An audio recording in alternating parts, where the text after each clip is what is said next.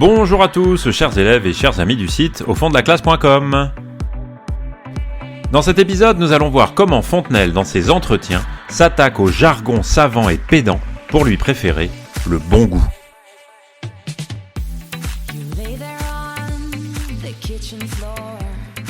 Dans notre dernier épisode, on a un peu découvert qui est Fontenelle, ce que sont les entretiens sur la pluralité des mondes, et pourquoi ce livre pose une question fondamentale: comment donner envie de savoir, et comment faire du plaisir une condition même de la connaissance. Alors, aujourd'hui, on va entrer un peu dans le concret. Comment est-ce que Fontenelle fait cela précisément? Quelle est sa méthode? Et aussi contre quoi il se bat exactement pour ce qui est de la forme de son livre. Alors, pour répondre à ces questions-là, il faut d'abord comprendre le monde dans lequel il écrit. Il faut imaginer Paris à la fin du XVIIe siècle. Les grandes maisons aristocratiques ont leurs salons, c'est-à-dire des espaces de sociabilité où l'on se réunit pour converser.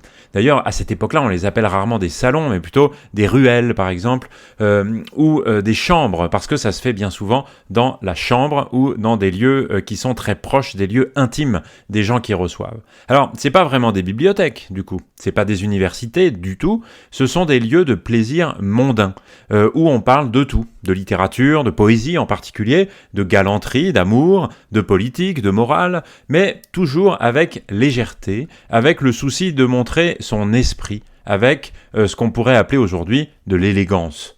Et les salons ont des règles implicites. La première, ne jamais ennuyer quand on prend la parole. La seconde, ne jamais paraître vouloir instruire. Il ne faut pas montrer qu'on veut faire une leçon à quelqu'un. On n'est pas là pour faire la leçon, on est là pour briller, pour séduire, pour amuser, pour faire sourire les autres et pour montrer son esprit. Le pédant, c'est-à-dire celui qui exhibe son savoir avec lourdeur et avec la volonté de montrer ce savoir-là, de l'exhiber, de montrer sa culture, comme on dirait aujourd'hui, eh bien, c'est peut-être la figure la plus méprisée dans cette société mondaine. Alors, qui tient les salons? Mais très souvent, ce sont des femmes. La marquise de Rambouillet, au début du siècle, et puis Madeleine de Scudéry, et puis bien d'autres. Et ces femmes cultivées jouent un rôle absolument capital dans la vie intellectuelle de cette époque. Elles fixent les codes du bon goût, elles décident de ce qui est admirable ou ridicule, et on pourrait dire qu'elles orientent les modes littéraires, notamment vers l'émergence d'un nouveau genre qui aujourd'hui est presque toute la littérature produite, le roman. Mais c'est pas de ça qu'on va parler aujourd'hui. C'est dans ce monde-là, en tout cas, que Fontenelle veut introduire la science, avec ses entretiens sur la pluralité des mondes.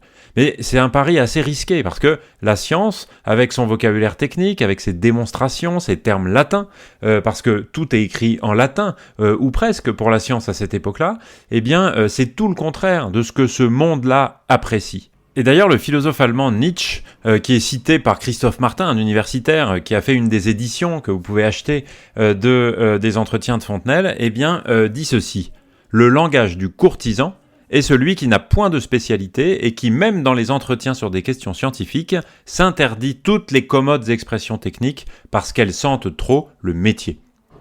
Nietzsche formule très bien donc cette idée selon laquelle le jargon technique, c'est une atteinte au style, ça s'oppose comme une faute de goût au bon style, à l'esprit qu'on doit montrer dans cette civilisation de la conversation. Donc voilà le défi de Fontenelle, c'est-à-dire faire entrer la science dans ce monde, mais sans la trahir, sans la dégrader, mais aussi évidemment sans en faire une parade pédante. Et puis, il y a quelqu'un que vous connaissez qui s'appelle Molière, dont vous avez dû lire une pièce en 6e, peut-être en 5e, peut-être en 4e et peut-être encore en 3e et en seconde, avant de voir comment Fontenelle relève ce défi. Et on peut peut-être s'arrêter une seconde sur Molière parce que vous le connaissez bien et parce qu'il nous en donne un contre-exemple parfait. Parce que en 1672, donc 14 ans avant les entretiens de Fontenelle, Molière présente une pièce qui s'appelle Les femmes savantes. Et dans une scène célèbre que vous avez peut-être vue en classe, eh bien Philaminte, Armande et Bélise échangent des noms d'écoles philosophiques et des termes techniques avec une espèce de jubilation. Et ce qui est drôle pour le public de Molière, c'est que on voit bien que ces femmes ne connaissent pas vraiment ce dont elles parlent, et d'ailleurs Trissotin, qui est un petit peu leur mentor, leur professeur, qui est le pédant en chef dans cette pièce, ne comprend pas très bien non plus de quoi il parle. Et donc il parle exactement, et c'est ça qui est intéressant pour nous, des mêmes choses que ce qu'on va trouver dans les entretiens de Fontenelle. puisqu'on lit ces phrases comme « J'aime ces tourbillons, mouais, ces mondes tombants » et Philaminte, un autre personnage, conclut en gloire en disant « J'ai vu clairement des hommes dans la lune ». Et bien sûr, ce que Molière raille ici, ça n'est pas la science elle-même, mais la parade de la science.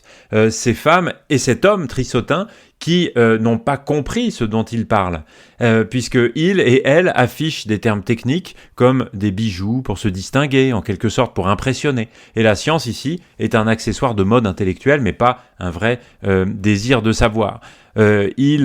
Trissotin et elle, ces femmes, parlent des écoles philosophiques grecques, mais on voit bien qu'ils n'y connaissent pas grand-chose. Donc c'est exactement cet écueil que Fontenelle veut éviter.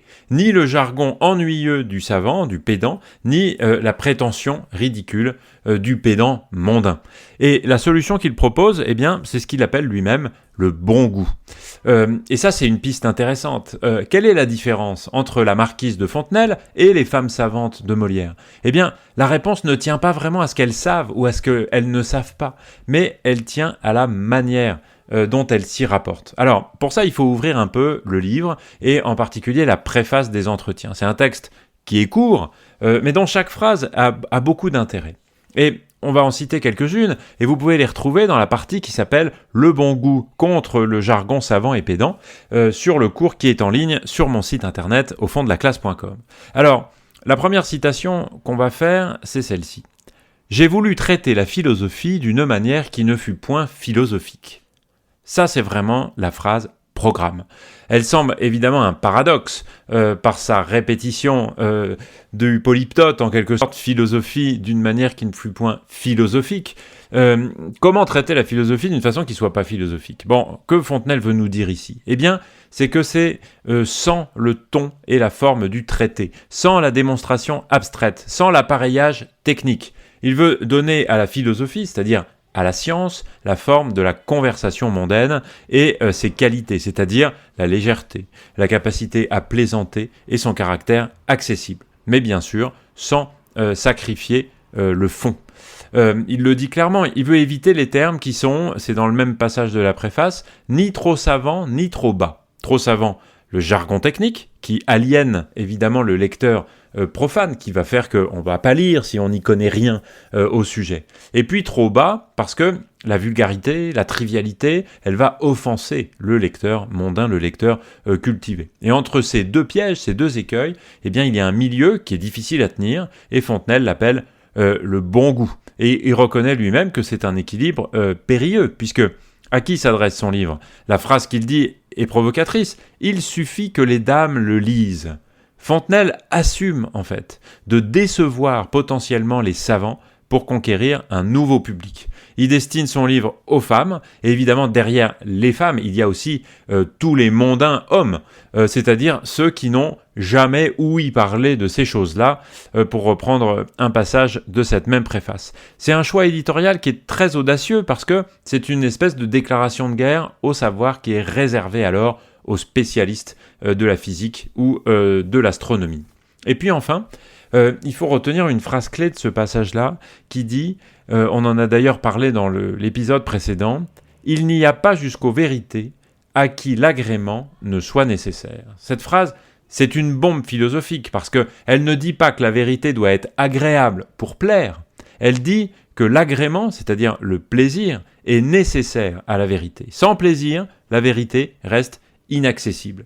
Et donc la forme n'est pas secondaire, elle fait partie du projet de connaissance lui-même. C'est le renversement fondamental de Fontenelle par rapport à toute la tradition. Il ne s'agit pas de plaire pour instruire, selon la vieille formule latine, placere et docere, mais il s'agit de montrer que comprendre est jouissif en soi, et que de toute façon, sans plaisir, il n'y a pas d'accès à la vérité, et sans plaisir, sans doute, la vérité n'a pas d'intérêt. On va prendre quelques exemples, quatre exemples, pour montrer que Fontenelle évite le jargon. Ce programme, il s'applique concrètement dans son texte. Il a une technique qu'on pourrait appeler, comme Christophe Martin, donc le même auteur dont je vous parlais juste avant, appelle une traduction. C'est-à-dire que c'est pas une traduction d'une langue à une autre, mais une traduction du vocabulaire technique du vocabulaire de la science vers le vocabulaire mondain, c'est-à-dire un vocabulaire qui est agréable, léger et qui va plaire au public qui est souhaité. Il y a un passage où il est question des satellites de Jupiter. Alors, vous voyez, c'est quelque chose d'assez technique, parce que même nous, qui avons une culture qui nous vient de l'école, eh bien, on ne sait pas avec une très grande précision ce que sont les satellites de Jupiter. C'est un terme technique. On le trouve dans le 4e soir. Le terme scientifique, ce serait de dire les satellites joviens ou les lunes joviennes. Et Fontenelle ne dit pas du tout ça. Il dit, je cite le texte, « 4 petites lunes qui tournent autour de lui et qui l'accompagnent partout où il va. » Regardez ce que fait ce simple mot « accompagne ». Jupiter a sa suite, comme un prince à ses courtisans. Donc le phénomène astronomique, il devient ici une espèce de petite scène de promenade, on pourrait même dire une scène de cours. La science, en tout cas, rejoint l'univers social familier du lecteur et de la lectrice des entretiens. Dans le même 4e soir, il est question d'une théorie sur laquelle on reviendra, mais ça demande un petit peu de temps, donc je ne vais pas trop préciser ici, celle des tourbillons de Descartes. C'est donc aussi dans le 4e soir. Et le terme scientifique qui serait attendu ici, c'est le terme de vortex, ou encore de matière subtile, du système des tourbillons. Et ce que dit Fontenelle, c'est pas ça. Il ne parle pas de vortex, de matière subtile dans ce passage-là. Ce que dit Fontenelle, c'est une matière qui tourne en rond. Et surtout, imaginez-vous un très grand espace rempli de matière, et dans cet espace de certains centres placés les uns plus près des autres, etc. etc. Ce « imaginez-vous » est très important, parce que Fontenelle ne démontre pas. Il invite à regarder quelque chose. Il invite le lecteur, la lectrice, à visualiser, à construire mentalement le phénomène qui est conçu par Descartes, celui que Descartes appelle les tourbillons. Et donc c'est bien l'imagination ici qui est mise au service de la raison et qui permet à Fontenelle d'éviter l'usage des termes scientifiques qui apparaîtraient comme des termes de pédant, comme si il avait dit vortex ou encore matière subtile. Un autre exemple qu'on peut prendre, c'est celui du mouvement de la Terre.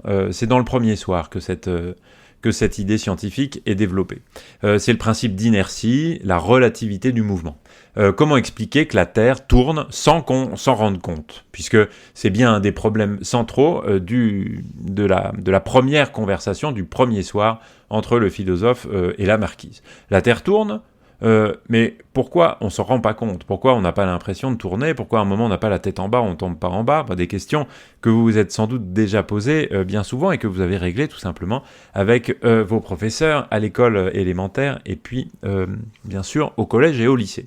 Alors Fontenelle prend l'image du passager d'un bateau qui s'endort près d'une rivière. Et au réveil, il a donc la même place dans le bateau. Mais le rivage a changé. Mais lui, il n'a pas changé de place. Donc lui, s'il se réfère au simple système du bateau dans lequel il est, rien ne s'est passé. Mais c'est tout ce qu'il y a autour qui a bougé, c'est-à-dire le rivage de la rivière sur laquelle il naviguait. Et cette analogie, elle est géniale, parce qu'elle répond exactement à l'objection de la marquise qui lui disait « Mais enfin, je me trouve toujours le matin où je m'étais couché pour essayer de demander des explications supplémentaires au philosophe pour lui dire mais alors pourquoi la Terre tourne si on s'en rend pas compte? Moi quand je m'endors, eh bien je reste toujours au même endroit. Eh bien ce que fait le philosophe, c'est aller sur le propre terrain de la marquise en prenant une expérience quotidienne, corporelle, que chacune et chacun peut facilement vérifier. Et puis le dernier exemple que je vous donnerai, il est aussi situé dans le 1er soir, c'est la métaphore de l'opéra. C'est peut-être la plus importante parce que c'est celle qui donne sa philosophie à l'ensemble du livre. La nature, c'est comme un grand spectacle d'opéra. À l'opéra, le spectateur, la spectatrice voit les décors, les acteurs, les effets magiques.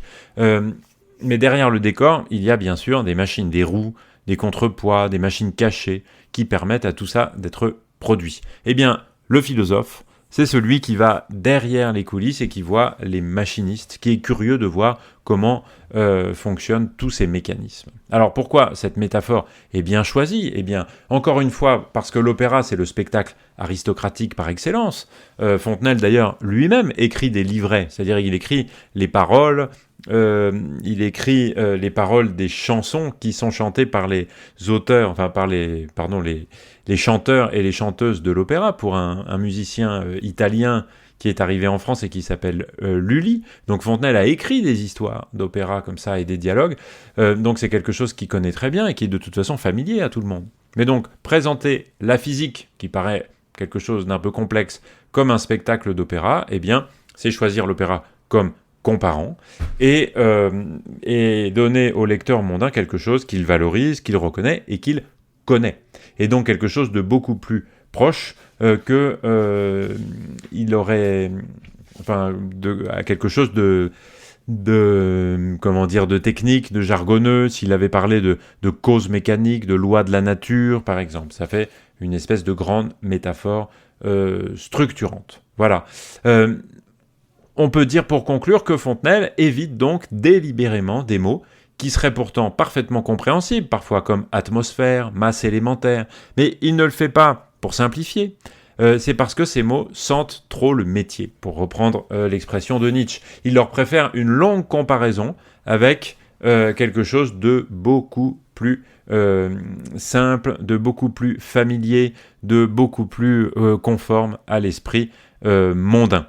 Alors pour conclure, et conclure vraiment cette fois, on peut dire que Fontenelle ne vulgarise pas, ou en tout cas pas seulement. Il fait quelque chose de plus ambitieux. Il donne à la science ses lettres de noblesse, et il montre qu'elle peut être un objet de conversation aristocratique, de plaisir mondain, de goût raffiné, sans pour autant perdre sa rigueur. Et cela, il le fait à travers une ruse qui consiste non pas à utiliser le jargon habituel, le vocabulaire spécifique et technique de la science, mais en habillant les idées scientifiques les plus audacieuses, la pluralité des mondes, l'infini de l'univers, la relativité de notre point de vue, dans les atours du divertissement galant. Et de cette manière-là, aussi sur un plan philosophique, on pourrait même dire politique, eh bien Fontenelle les rend acceptables et les rend même attirantes pour son public, là où elles auraient pu paraître dangereuses ou tout simplement repoussantes pour le goût de son époque. Le tour de force, le défi auquel Fontenelle s'est livré, eh bien, c'est bien de transformer une matière qui a priori était un petit peu indigeste en quelque chose qui avait du bon goût. Voilà donc ce que je souhaitais partager avec vous au sujet de l'opposition que fait Fontenelle entre le bon goût et le jargon savant et pédant. Vous pouvez retrouver un certain nombre de choses sur le site internet aufonddelaclasse.com. Je vous dis merci beaucoup de m'avoir écouté et à très bientôt. Ciao ciao.